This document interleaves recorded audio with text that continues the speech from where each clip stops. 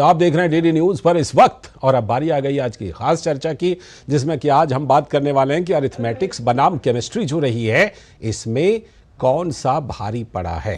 तो एक बार फिर से मोदी सरकार, ये हम नहीं कह रहे, ये चैनल के सर्वे कह रहे हैं, एक बार फिर से मोदी सरकार, मीडिया चैनल्स और सर्वे एजेंसियों ने एनडीए के बम्पर जीत की संभावना जताई है। तो राजनीतिक पंडित कह रहे हैं कि मोदी का जो टीना फैक्टर है वो सभी 7 फेज के चुनाव पर हावी रहा। टीना यानी कि देयर इज नो अल्टरनेटिव, यानी कि कोई विकल्प है ही नहीं वाला factor. There is no alternative, TINA factor, इसी को लोकप्रिय तौर पर जाना जाता है। क्या इसी टीना फैक्टर को लेकर इंडी गठबंधन सबसे ज्यादा चिंतित रहा, क्योंकि उनके पास मोदी के मुकाबले कोई चेहरा नहीं था और पूरा प्रचार उन्होंने लोकतंत्र खतरे पर ला दिया। लोकतंत्र खतरे में, संविधान खतरे में, ये तमाम बातें कहने लगे। 10 साल के विकसित भारत के संकल्प का एजेंडा लेकर पीएम मोदी चुनाव मैदान में उतरे थे। आप याद कीजिए पहले चरण के प्रचार को। इंडी गठबंधन ने लेकिन लोकतंत्र, आरक्षण, संविधान को खतरे में बता दिया और नैरेटिव फैलाकर विकास के मुद्दे को कहीं ना कहीं पीछे धकेल दिया। लेकिन झूठ के बाजार में सच को लेकर जनता कभी कंफ्यूज नहीं हुई। आप अगर एग्जिट पोल का सर्वे देखें तो कम से कम यही बात सामने आ रही है। ओमर अब्दुल्ला ने कहा, नेशनल कॉन्फ्रेंस के नेता ने, कि एग्जिट पोल के नतीजे से वो उदास हैं और उदास होने की वजह बीजेपी के नैरेटिव की लोकप्रियता रही, लेकिन वो इसे मोदी मैजिक मानने को तैयार नहीं है। जबकि मोदी फैक्टर उत्तर से लेकर दक्षिण और पूर्व से लेकर पश्चिम तक एक लहर के रूप में काम कर रहा था, जिसे विपक्षी गठबंधन नजरअंदाज कर रहा था। एग्जिट पोल के सर्वे से यह कहा जा सकता है, हालांकि फाइनल नतीजे कल आएंगे, लेकिन लग रहा है कि मोदी फैक्टर हर जगह काम कर रहा था और विपक्षी गठबंधन को यकीन आज भी अपने अरिथमेटिक्स पर ही है, जहां वो सामाजिक समीकरण और वोट बैंक को जोड़ते हैं कि हमारा यहां से इतना बैंक, लेकिन ये मानने के लिए तैयार नहीं है कि मोदी का केमिस्ट्री उनके अरिथमेटिक्स से ज्यादा मजबूत है। चुनाव आयोग ने आज प्रेस कॉन्फ्रेंस किया, जैसा कि हमने आपको बताया। 2024 के आम चुनाव को ऐतिहासिक बताया। पहली बार 64 करोड़ से भी ज्यादा मतदाताओं ने लोकतंत्र के इस महाउत्सव में हिस्सा लिया है, जो अपने आप में एक रिकॉर्ड है। चिलचिलाती धूप रही इन 75 दिनों में और गर्मी के बावजूद पहली बार करीब 31 करोड़ से भी अधिक महिलाओं ने मतदान किया है। एग्जिट पोल के नतीजे से शेयर बाजार से भी कुछ संकेत मिल रहे हैं, तूफानी तेजी दिख रही है। और देखिए सेंसेक्स और निफ्टी रिकॉर्ड हाई पर है। वहां 5 राज्यों के चुनाव के बाद इंडी गठबंधन ने नैरेटिव दिया कि बीजेपी उत्तर भारत की पार्टी है, उत्तर बनाम दक्षिण करने की कोशिश की थी। लेकिन देश के जो तमाम एग्जिट पोल हैं वो तो अपने सर्वे में बता रहे हैं कि बीजेपी ने गंगा के सहारे समुद्री तट का भी सफर अच्छा पूरा कर लिया है। बीजेपी उत्तर हाफ, दक्षिण साफ, ये बताकर चुनाव लड़ रही थी कांग्रेस, और एग्जिट पोल ने कांग्रेस को धक्का दिया है। दरअसल बीजेपी इन राज्यों में भी, यानी दक्षिण के भी कई राज्यों में विकल्प बनकर खड़ी हो रही है। हालांकि राहुल गांधी क्या कह रहे हैं, वो कह रहे हैं कि एग्जिट पोल मोदी मीडिया पोल है, तो जाहिर है कि खट्टे अंगूर कौन खाएगा, ये वाली बात कहीं ना कहीं लागू होती है। लेकिन राहुल गांधी जनता का मूड समझने में तो नाकाम रहे हैं, ये सच वो स्वीकार नहीं कर रहे हैं। 75 दिनों के चुनाव प्रचार में पीएम मोदी ने पूरे देश में 206 रैलियां और 21 रोड शो किए हैं और जनता के साथ सीधा संवाद किया प्रधानमंत्री नरेंद्र मोदी ने, और यही पीएम मोदी को सभी राजनेताओं से अलग दर्जा देता है। इस दौर में दुनिया में लोकप्रियता के मामले में कोई भी नेता मोदी से आगे नहीं है। बात पूरी दुनिया की हो रही है, तमाम सर्वे की हो रही है। नरेंद्र मोदी हमेशा नंबर 1 है। ये मोदी की केमिस्ट्री ही तो है कि मोदी गारंटी को लेकर लोगों का विश्वास नहीं डिगा और लोगों ने पूरा भर भर कर विश्वास किया। जबकि इंडी गठबंधन के खटाखट इकोनॉमी को लोगों ने सिर्फ शिगुफाई ही माना कि खटाखट से कुछ होता नहीं।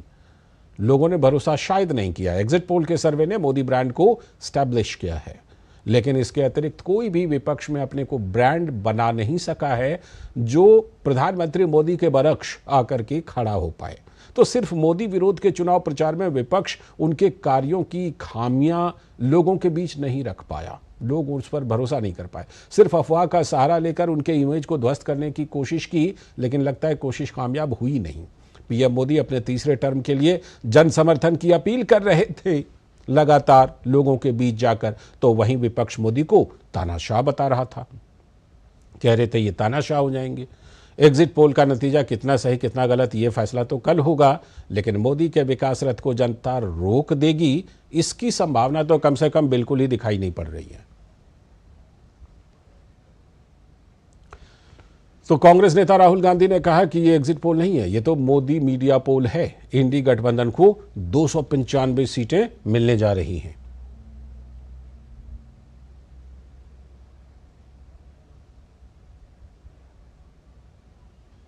पोल है, फैंटेसी पोल है उनका। Thank you. सर कितनी सीटें आ रही हैं आपके हिसाब से? सिद्धू मूसेवाला का सॉन्ग सुना आपने? 295। इसका नाम एग्जिट पोल नहीं है, इसका नाम मोदी मीडिया पोल है। ये मोदी जी का पोल है, फैंटेसी पोल है उनका। Thank sir you. कितनी सीटें आ रही हैं आपके हिसाब से? सिद्धू मूसेवाला का सॉन्ग सुना आपने? 295। तो राहुल गांधी ने तो ये बात कही, साथ में उनके सहयोगी और सपा प्रमुख अखिलेश यादव ने भी एग्जिट पोल पर सवाल उठाए। जो एग्जिट पोल वाली संस्थाएं और एजेंसियां हैं, क्या वो भारतीय जनता पार्टी के लिए पिछले कई वर्षों से बूथ मैनेजमेंट का काम कर रहे हैं कि नहीं कर रहे हैं? तो जो लोग उनके समय समय पे बूथ मैनेजमेंट का काम कर रहे हैं, वही एग्जिट पोल मैनेजमेंट के लिए आए हैं। वो माहौल बना रहे हैं, विपक्ष के लोगों को डराना चाहते हैं। ये राजनीति इनकी पहले से रही है और इसी तरह करते आए हैं। तो हमेशा की तरह सवाल उठा रहे हैं एग्जिट पोल पर, और जाहिर सी बात है कि कल जब नतीजे आएंगे तब असली प्रतिक्रिया देखने को मिलेगी। और उस समय भी कुछ तो लोग कहेंगे ही, ज़रूर कहेंगे।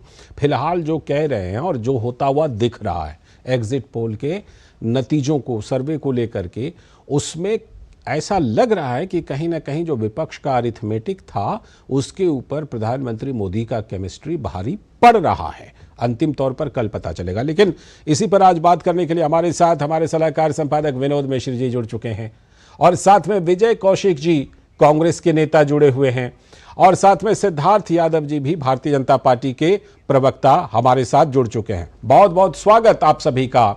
सिद्धार्थ जी, विजय जी, बहुत बहुत स्वागत।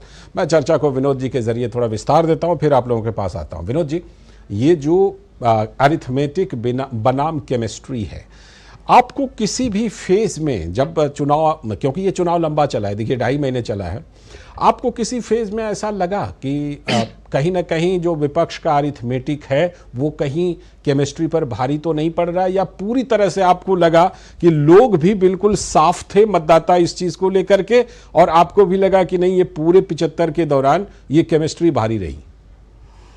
लाल जी, जैसा कि अब आपने पहली रिपोर्ट में बता रहे थे, तो पहले तो मैं ये कहूंगा कि लोकतंत्र जिंदाबाद। बिल्कुल जिंदाबाद। और लोकतंत्र जिंदाबाद करते करते आपको उन 64 करोड़ मतदाताओं को भी एक तरह से सैल्यूट करना पड़ेगा, बेशक, जो इस चिलचिलाती धूप में और इतनी गर्मी में के बावजूद सबको धता बताते हुए जो लोकतंत्र के लिए जो उत्साह दिखाया है। आप कह सकते हैं कि दुनिया के किसी भी देश में इस तरह का महापर्व का आयोजन शायद नहीं हुआ होगा। चुनाव आयोग को भी बधाई तो बनता ही है कि इस तरह का बड़ा आयोजन इस देश में, आप सोच लीजिए कि कम से कम लोग कल्पना भी करते हैं, और उसके बीच में चुनाव आयोग ने एक किस तरह से एक ट्रांसपेरेंसी को दिखाते हुए चुनाव संपन्न कराया है। आप कह सकते हैं कि ये सारी चीज़ें जब आप देखते हैं तो ये भारत में ही संभव है। तब इतने बड़े लोकतंत्र में, इतने बड़े देश में इस तरह के चुनाव को लेके जब ये सारी चीज़ें होती है, जब आप आते हैं एग्जिट पोल पे और उसके बाद नतीजों पे, तो आपको लगता है कि 64 करोड़ जिस देश मतदाताओं ने वोट किया है, वहाँ कोई लहर नहीं थी, वहाँ कोई केमिस्ट्री नहीं थी। तो ये सारी चीज़ें जो डिस्कशन है वो पॉलिटिकल पार्टीज के लिए तो स्वाभाविक है कि पॉलिटिकल पार्टीज इस चीज़ को करते हुए, इस बात को रखते हुए, वो कहीं ना कहीं वो लास्ट माइल तक में वो जाना चाहते हैं, वो अपने कार्यकर्ताओं को मैसेज देते हैं। लेकिन सवाल क्या है कि उस बात को क्यों वो अभी तक इग्नोर करते रहे कि मोदी मैजिक जो है, मोदी फैक्टर जो है, वो मोदी फैक्टर ही उनके पहले फेज से किस तरह से भारी पड़ रहा था, जो वो लगातार अपने शिफ्ट को चेंज कर रहे थे। सबसे बड़ी बात, जब आप अरिथमेटिक्स और केमिस्ट्री की बात कर रहे थे, तो वो समझने की ज़रूरत है कि पूरे का पूरा जो एग्जिट पोल का सारे सर्वे हैं, सारे, कोई 1-2 सर्वे नहीं, लगभग 10 से ज़्यादा चैनल के 10 से ज़्यादा सर्वे एजेंसियों की अपने सर्वे में किसी ने भी इस तरह की बातें नहीं की है जिसमें लगे कि मोदी मैजिक नहीं चला है या मोदी फैक्टर कहीं पे काम नहीं किया है। पूरब से पश्चिम, उत्तर से दक्षिण, अगर इस देश में एक केमिस्ट्री, एक जननायक, एक नेता का चला है तो मोदी है। अगर आप उसको इग्नोर करते हैं इस रूप में कि वहाँ एरिथमेटिक्स के बल पे आप कहते हैं कि यहाँ 20% वोट माइनॉरिटी की है, उसमें आपने इस कास्ट को जोड़ लिया, इसमें आपने इस कास्ट को जोड़ लिया, आपने यूपी में पीडीए बना लिया, तो ये सारे पीडीए आज के दौर में 21वीं सदी में क्या काम कर रहे हैं। तो इस बात का खुलासा जब आप एग्जिट पोल के नतीजे से देखते हैं तब आप कहते हैं उस बात को कि जब पीएम मोदी पहली चुनाव रैली में जाने से पहले कहते रहे अब की बार 400 पार, तो उसी बात को एग्जिट पोल ने कम से कम रेखांकित किया है। 400 पार ये मोदी की केमिस्ट्री है। बिल्कुल। आपको लगता है कि ये केमिस्ट्री जो है वो थ्रू आउट लगभग जो है पूरे चुनाव के दौरान दिखाई पड़ी। हमारे साथ विजय कौशिक जी भी जुड़ रहे हैं। विजय कौशिक जी से जुड़ेंगे, पहले सिद्धार्थ जी के पास आज मैं चलता हूँ। सिद्धार्थ जी, आप तो बिल्कुल एकदम जो एग्जिट पोल है उसको एकदम हाथों हाथ लेंगे, खुश होकर के लेंगे, जाहिर सी बात है, लेना भी चाहिए, इसमें कोई दिक्कत वाली बात नहीं है। लेकिन विजय जी की पार्टी, और सिर्फ पार्टी क्यों, उनके सबसे बड़े नेता राहुल गांधी जी कह रहे हैं ये तो मोदी मीडिया का पोल है, और जिस तरह से एग्जिट पोल को वो झुठला रहे हैं, आपको क्या लगता है कि कहीं ना कहीं विपक्ष अभी भी डिनायल मोड में है क्या? देखिए, मैं मानता हूं लालचंद जी कि ये सिर्फ डिनायल मोड की बात नहीं, ये डिनायल मोड से आगे बढ़कर हमारे देश के सब लोकतंत्र के सबसे बड़े पर्व को डिस्क्रेडिट करना, उसकी प्रक्रिया को डिस्क्रेडिट करना, और जो करोड़ों मतदाताओं ने अपना मत दिया उनकी भावनाओं को भी डिस्क्रेडिट करना, ये उस ओर ले जाने की एक शुरुआत है। एग्जिट पोल पसंद नहीं आया, मना करेंगे, चल जाएगा वो काम, उसमें कोई बहुत समस्या नहीं है। पर आप जिस ओर जाना चाह रहे हैं, जो बात आप कहना चाह रहे हैं, आप देश में इतना बड़ा लोकतंत्र का महापर्व हुआ, इतने करोड़ मतदाताओं ने अपनी वोटिंग दी, पहली बार ऐसा हुआ कि जो वायलेंस की घटनाएं हैं वो बहुत कम आई हैं, जो रीपोलिंग के बूथ रहे हैं वो सब इतने कम रहे हैं, बहुत दूर दूर तक लोकतंत्र पहुंचा है। ग्रेट निकोबार के शॉम्पेन ट्राई ने पहली बार वोट किया, बस्तर रीजन में पहली बार वोट हुआ, कई चीजें हुई। और जो भी पॉलिटिकल पार्टियां इस डिस्कोर्स में शामिल हैं, ये सबकी जिम्मेदारी है कि वो उसको अप्रिशिएट करें, बढ़ावा दें, उसका समर्थन करें और जन जन तक उसको पहुंचाएं। क्योंकि अगर लोगों का मतदान पर और लोकतंत्र के त्योहार पर अगर विश्वास नहीं रहेगा तो कहां बात बनेगी। तो मैं मानता हूं कि बहुत एक अच्छी बात होगी कि अगर आपको ये समझ आ गया कि आप चुनाव में आपकी बात नहीं बन रही है और आप चुनाव हारने जा रहे हैं, ठीक है, तो आप उसको इस तरह से दिखाएं, उसको डिस्क्रेडिट करें। और मैं तो यूं कहूंगा, यही इलेक्शन कमीशन था। कुछ माह पहले हम भी कुछ राज्यों में चुनाव के परिणाम हमारे पक्ष में नहीं थे, ऐसे ही एग्जिट पोल आते थे, ठीक है, ऐसी बात कही जाती थी। पर उसकी तुलना अगर आप करेंगे तो एक जिम्मेदार राजनीतिक दल कैसे व्यवहार करना चाहिए, मैं मानता हूं कि विपक्ष से भी आज देश की वही एक अपेक्षा है। अब विपक्ष उस अपेक्षा पे उतरेगा या नहीं उतरेगा, ये उनके विवेक में। मैं विजय जी के पास जाऊं उससे पहले आपसे एक सवाल और लेना चाहता हूं। ये बताइए कि आपके प्रतिनिधि मंडल भी चुनाव आयोग से जाकर मिले थे, आपकी क्या आपत्ति है, क्या मांग थी आपके प्रतिनिधि मंडल की? देखिए, जो एक बात अभी ध्यान में हमको आई है वो एक टूल किट को लेकर के आई है।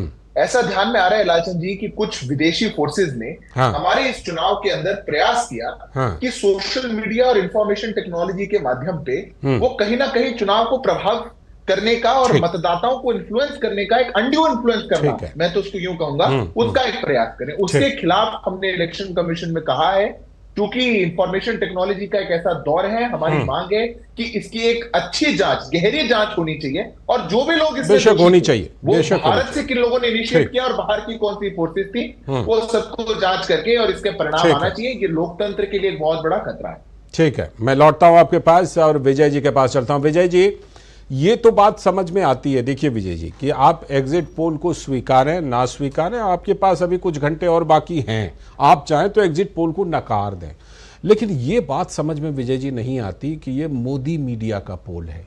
सारे के सारे एग्जिट पोल लगभग एक डायरेक्शन दिखा रहे हैं, आप चाहें तो सबके डायरेक्शन को नकार दीजिए, लेकिन ये कहना, और वो भी इतने बड़े नेता राहुल गांधी जी के द्वारा, कि ये मोदी मीडिया का पोल है, ये आप, मुझे लगता है कि आप जिस तरह कई बार अच्छी बातें रखते हैं, मुझे लगता है आपको भी ये अच्छा नहीं लगा होगा। नहीं, देखिए, आज कार्यक्रम बेशक आपका इस वक्त है, लेकिन दो टूक बात करेंगे हम। एकदम बिल्कुल बिल्कुल कीजिए, वो भी हमारा ही प्रोग्राम है, हमारे चैनल का ही। तो देखिए, सबसे पहली बात ये है, निश्चित तौर पर आपका इस समय का ये कार्यक्रम मोदी जी को एक अवतार, एक आधुनिक भारत का नया चाणक्य साबित करने के लिए काफी हम कौन साबित करने वाले हैं? मतदाता करेंगे। सुनिए ना, सुन तो लीजिए। लेकिन कांग्रेस पार्टी की तरफ से हम उनके लिए मानते हैं कि खुदा मेहरबान तो गधा पहलवान। अच्छा, तो कई बार परिस्थिति, लेकिन इसको मुहावरे तक ही रखिएगा। हाँ, नहीं मुहावरे तक ही है। हाँ। देखिए, देश के प्रधानमंत्री आदरणीय हैं। ये राहुल जी के लिए तो नहीं कह रहे ऐसा। मैं समझ नहीं पाया लालचंद जी। एक मुहावरा का इस्तेमाल किया है, वो उनका इंटेंशन था नहीं। ठीक है, अच्छा, मुझे लगा राहुल जी। ठीक है। विजय जी बोलिए। बाहर है उनके लिए नहीं होता। विजय जी बोलिए। हाँ, दूसरी बात यह है, मैं आपको स्पष्ट कर देना चाहता हूँ, बेशक हमारे जो भी दावे रहे हो, लेकिन हकीकत ये थी कि बीजेपी तो खैर छद्म राष्ट्रवाद की तरफ चलने वाली पार्टी है, छद्म राम भक्त है। असली राम भक्त तो हम हैं, क्योंकि हमारी पार्टी ने चुनाव राम भरोसे ही लड़ा है और राम भरोसे से ही हमें उम्मीद है। तो क्योंकि हमारी पार्टी ये एक अच्छी बात, ये अच्छी बात। सही मायने में तो जनता वर्सेस भाजपा प्रत्याशी के बीच में चुनाव हुआ है। ठीक है, इसलिए हम ये मानते हैं कि इस चुनाव में हमारा प्रदर्शन शानदार है और कोई बड़ी बात नहीं, बिल्कुल कोई बड़ी बात नहीं कि कोई ऐसे हालात बन जाए कि हमारी पार्टी सत्ता में आ जाए। ठीक है, मोदी को हराना मुश्किल नहीं था। अगर ऐसा होता है तो हम आपको एडवांस में ही शुभकामना देते हैं। सुनिए लालचंद जी, देखिए लोकतंत्र में सब कुछ संभव है। जब मैंने हाँ, बिल्कुल तो इससे बड़ी बात क्या हो सकती है कि हमारी पार्टी ने चुनाव नहीं लड़ा, हमारा चुनाव जनता ने लड़ा है। ये सच्चाई है। देखिए, आज की जो राजनीति है वो नैरेटिव की है। मोदी जी अपना नैरेटिव डे वन से बनाने में सफल रहे, लेकिन हमारी पार्टी के नैरेटिव आप देखेंगे कि एक जो नैरेटिव लेकर हमें चलना चाहिए था, जिन मुद्दों पर ये बहुत अच्छी बात आपने करना चाहिए था, ये बड़ी अच्छी बात है हमने। ये अच्छी बात कही। अब उन परिस्थितियों में भी कैसे हम जीत का वो करें, तो उसका एक ही कारण है। जैसे मैं हरियाणा का जिक्र कर देता हूँ। कर दीजिए। हरियाणा में भाजपा के कई प्रत्याशी ऐसे थे जिनके भाजपा सर्वे में ये थी कि भाई जनता नाराज है उनसे, और उनको लगातार 2-2 बार चुना गया था मोदी जी के नाम पर। लेकिन जो लूट मचाई थी उन्होंने वो खुद मचाई थी। उसके लिए मोदी जी की जिम्मेवारी बनती थी कि ऐसे लोगों को अंदर भेजते। उन्होंने अंदर नहीं भेजा। ठीक है। और इनाम के तौर पर तीसरी बार भी टिकट दे दी। ठीक। तो जनता में भयंकर नाराजगी थी। अच्छा, और जैसे ही हमारे वो नतीजे में दिखनी चाहिए फिर। ठीक है, देखते हैं। मुझे पूरी उम्मीद है। सुनिए, जैसे जितने एग्जिट पोल कह रहे हैं कि हरियाणा में 3 के करीब सीटें कांग्रेस की आ सकती है। ठीक है, मेरा मानना यह है कि ये सीटें 6, 7, 8। अच्छा, ठीक है, वो तो हरियाणा का भी कल नतीजा आ ही जाएगा। ठीक है, लौटता हूं। देश भर की पोजीशन बता रहा हूँ लालचंद जी, सिर्फ एक लाइन में सिर्फ। हाँ, ले लीजिए, एक लाइन ले लीजिए। कि हमें अपनी कमियों को भी स्वीकार करना होगा। ये बहुत अच्छी बात। पिछली बार राहुल गांधी जी को जिस गिरोह ने ये समझाया था कि भैया हम सत्ता में आ रहे हैं, और राहुल गांधी जी ने पूरी तैयारी कर ली थी। बहुत अच्छे शब्द का इस्तेमाल किया आपने, गिरोह कह करके। ठीक है, मैं लौटता हूँ। हमें ओवर कॉन्फिडेंस होकर कुछ भी नहीं कहना चाहिए। रही बात देखिए मीडिया की, अगर मान लीजिए 300 सीटों पर कांटे की टक्कर है, तो कोई एग्जिट पोल ये नहीं बता सकता कि उन 300 सीटों पर कौन जीतेगा। मैं दावा कर सकता हूँ। ठीक है, चलिए कल तक तो इंतजार हम लोग कर ही सकते हैं, है ना। फिर हम लोग मिलेंगे। अभी आप बने रहिएगा, आपके पास फिर से लौटता हूँ। विनोद जी के पास आते। विनोद जी, बात जो अरिथमेटिक और केमिस्ट्री की थी, उसमें कहीं ना कहीं विपक्ष जो है, जो अभी विजय जी खुद भी कह रहे थे कि हमें किसी एक चीज के साथ रहना चाहिए था, जो विपक्ष ने कहीं ना कहीं उसमें कमी की, उस हिसाब से जिस तरह से कि सरकार को जिन मुद्दों पर घेरना चाहिए था उन मुद्दों से विपक्ष हटा। संविधान खतरा, लोकतंत्र खतरा, आरक्षण खतरा, और भारतीय जनता पार्टी भी फिर उसी हिसाब से जवाब देती रही। तो कहीं ना कहीं विपक्ष का ये पूरा का पूरा जो नैरेटिव है, जो बता रहे थे विजय जी, स्वीकार कर रहे थे, वो गड़बड़ा गया क्या? देखिए, ये तो विजय जी का आत्मचिंतन है। और विजय जी चूंकि कांग्रेस के बहुत पुराने नेता हैं, पुराने नेता के साथ साथ मैं कहूं कि एक बहुत ही आप कह सकते हैं ईमानदार कार्यकर्ता भी है हरियाणा से। बेशक। तो ये विजय जी का आत्मचिंतन है। लेकिन इसी तरह के अब एग्जिट पोल आने के बाद सारे नेता अपने अपने तरीके से आत्मचिंतन करने लगे हैं। ये उनकी मजबूरी है कि वो खुल के बात बताने में वो अपना या तो अभी शर्मा रहे हैं, या उनको लगता है कि अगर पहले से ही हार दिखा देंगे तो पोलिंग एजेंट जितने भी होंगे वो शायद वहाँ पे मतगणना में जाएंगे भी नहीं।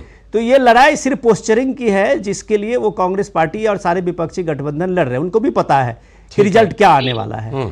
सवाल इंपॉर्टेंट ये है कि जो विजय जी बात कर रहे थे कि अभी आप देखिए कि राहुल गांधी के नेतृत्व में 40 से ज्यादा चुनाव उन्होंने लड़ा है अभी तक कांग्रेस पार्टी में, जहां तक मुझे वो डेटा याद है।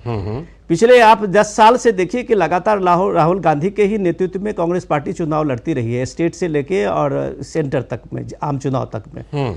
लेकिन अब सवाल कमाल की बात यह है कि जब आप अपने नेता को ही नाम आगे करने में छुपाते हैं और उसके बाद आप ये समीकरण लेके आते हैं विजय जी, जो मल्लिकार्जुन खड़गे ठीक जिस दिन चुनाव चल रहा था उसी दिन इंडिया गठबंधन की मीटिंग की थी और उस मीटिंग में उन्होंने कहा कि हमारे तरफ से नेता हमारे राहुल गांधी हैं और हमारे यही प्राइम मिनिस्टर के कैंडिडेट होंगे।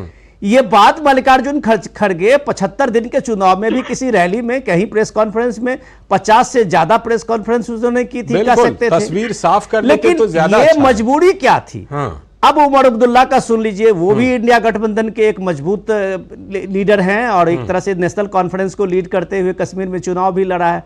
वो उदास हैं, जैसा आप अपने रिपोर्ट में बता रहे हैं। वो उदास क्यों हैं? तो उनको लग रहा है कि इसमें हिंदू मुसलमान चला और मोदी जी फिर तीसरी बार प्राइम मिनिस्टर के लिए शपथ लेंगे। अब वो उदास जो हैं वो उनको बताने चाहिए कम से कम लोगों को कि पिछले 70 साल से कश्मीर में तो आपने हिंदू मुसलमान पे ही चुनाव लड़ा, स्पेशल स्टेटस को, आर्टिकल 370 सब कुछ तो आपने वही लड़ा। तो अब सवाल यह है कि जब आप नैरेटिव देते हैं तब आप उस नैरेटिव के जवाब भी आपको सुनना चाहिए, उसका मुकाबला करना चाहिए। आपने मोदी मैजिक और जो मोदी की केमिस्ट्री आपने कहा अपने रिपोर्ट में, उस रिपोर्ट में आप देखिए कि राहुल गांधी प्राइम मिनिस्टर के कैंडिडेट होंगे, ये लगभग चुनाव जब समाप्त हो गया तब मल्लिकार्जुन खड़गे पार्टी अध्यक्ष बताते हैं।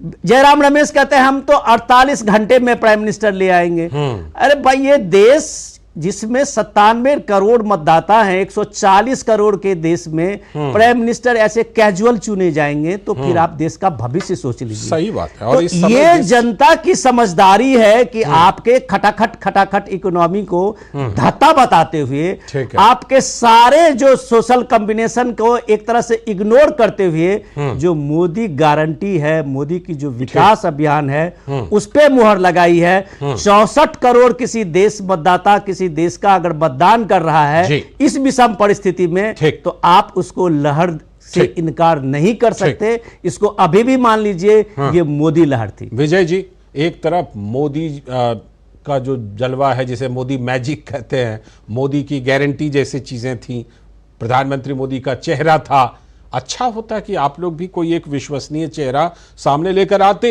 या तो अभी जो मल्लिकार्जुन खड़गे जी कह रहे हैं कि राहुल गांधी, तो उन्हीं का चेहरा ले आते, या ममता बनर्जी ने जो इंडी गठबंधन की बैठक में बात रखी थी कि खड़गे जी, तो खड़गे जी का ही चेहरा लेकर आते तो अच्छा रहता, ज्यादा अच्छा ढंग से लड़ पाते।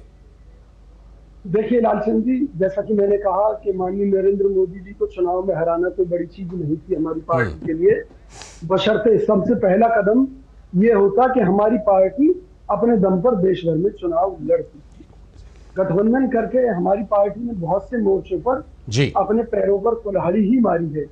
कहीं ना कहीं हमारी पार्टी के कुछ नेता जो राहुल गांधी जी के सलाहकार हैं, उनका विजय जी, आप सिद्धार्थ जी के लिए सारा मसाला दे रहे हैं। हाँ, वही उस पर फिर सिद्धार्थ जी उसी चीज पर बोल लेंगे, बिल्कुल, है ना। देखिए सुनिए मेरी बात, कमियां बीजेपी में भी है। अगर ये हमारी तरफ उंगली उठाएंगे तो 3 उंगली उनकी तरफ भी उठेगी। अच्छा, मैंने तो उठाई नहीं विजय जी, अभी सारी आप भी उठा रहे हैं। ठीक है, इनके यहाँ तो नहीं, इनकी खुद की 3 उंगलियां इनकी तरफ रहेंगी, सीधा सा अर्थ है। अगर ये मेरी तरफ 1 उंगली उठाएंगे तो बहरहाल देखिए, मुद्दा ये था कि हमारी पार्टी के पास मुद्दों की कोई कमी नहीं थी। मोदी सरकार के बहुत से ऐसे मुद्दे हैं जिन पर सरकार फेल रही है, वही इस सरकार को पलटने के लिए काफी थे। लेकिन कहीं ना कहीं मैंने कहा कि भी हमारे यहाँ कमी है, तो हमारी कमी नहीं होगी। भाई मोदी जी अगर 2014 में आए तो इसलिए नहीं आए कि उन्होंने कोई महान काम किए थे देश के लिए, वो तमाम तरह के विवादों में गुजरात में भी एक छोटा सा काउंटर सिद्धार्थ जी का, 2014 में इसलिए आए क्योंकि हमारी पार्टी ने हाँ विजय जी, ठीक है, समझ गया हम। छोटा सा काउंटर सिद्धार्थ जी का लेने दीजिए। सिद्धार्थ जी अब थोड़ा सा 1 मिनट दीजिएगा। हाँ, 1 मिनट ले लीजिए बस। देखिए, मैं इनके विषय में तो नहीं बोलूंगा, इनने तो काफी बता ही दिया है कौन सा गिरोह है, क्या समझाते हैं, क्या किसकी सुन के राहुल जी चल रहे हैं, वो देश भी जानता है। विपक्ष को अपना इंट्रोस्पेक्शन करना चाहिए, उनको सोचना चाहिए। 4 तारीख के बाद इनके पास समय है, वो ठीक है जी, सिद्धार्थ जी से लगता है संपर्क में कुछ बाधा आ रही है। फिलहाल समय भी कमी है। सिद्धार्थ जी की बात हालांकि पूरी नहीं हो पाई। बहुत बहुत शुक्रिया फिलहाल सिद्धार्थ जी, विजय जी, विनोद जी जुड़ने के लिए। चर्चा में तो सिद्धार्थ जी लगातार जवाब दे रहे थे, लेकिन उनसे संपर्क फिलहाल टूट गया। बहुत बहुत शुक्रिया आप सभी का। आगे भी हम लोग फिर इसमें चर्चा जारी करेंगे, चर्चा करते रहेंगे, लेकिन फिलहाल वक्त है एक ब्रेक का। बल्कि ब्रेक पर जाने से पहले हम आपको बता